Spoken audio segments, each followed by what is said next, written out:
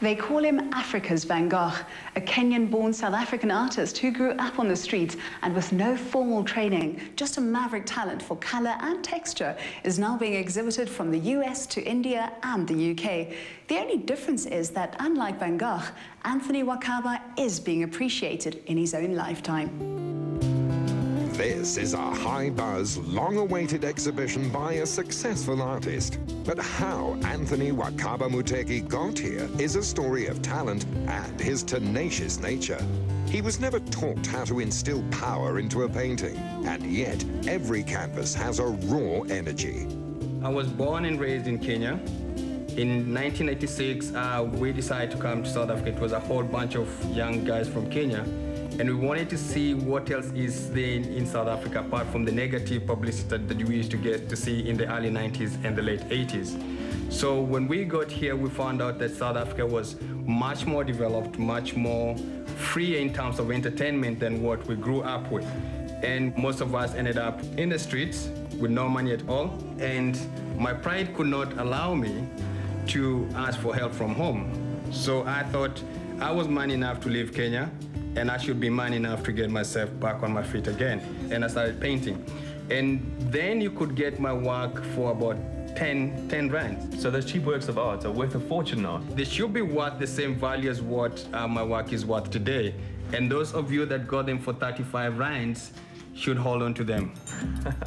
He works with intense energy and speed. It's a raw and exciting form of expressionism. Growing up back in Kenya when my father was still a civil servant, he was more transferred from province to province. And I ended up going into 11 primary schools. So I've learned to make my mark as quick as possible before I move on to the next step. Are you done? That took just under an hour. That's so impressive. The canvas almost vibrates with the notes of the brass trumpet, rendered in a burst of color, inspired by a single black and white photograph. The success of his work over the past decade has taken him around the world, absorbing the richness of other cultures.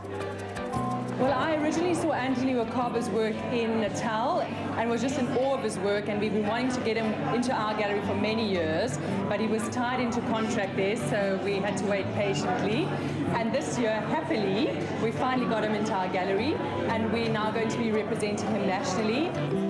This gallery understands the concept of satisfying more than just the visual sense. It's more a happening than an opening. To have an exhibition with a difference where you can have your restaurant linked to the gallery, entertain your clients, feed them the most fabulous food, okay? And have your artists in the background painting while they have dinner is special, very different. And we've actually got two art forms here tonight, the food and the art, which is a beautiful synergy.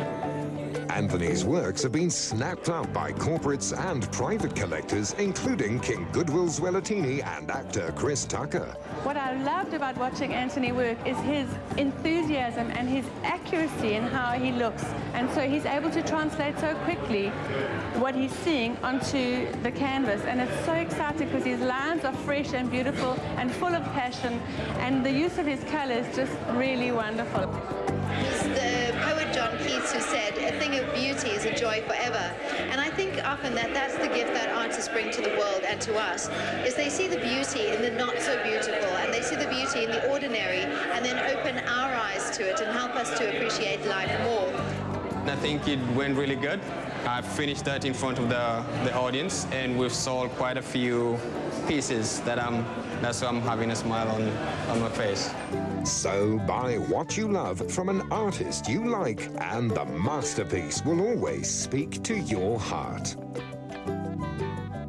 Just ahead, Singapore bling and adding spice to marriage in task 3 of our Renew Your Vows competition.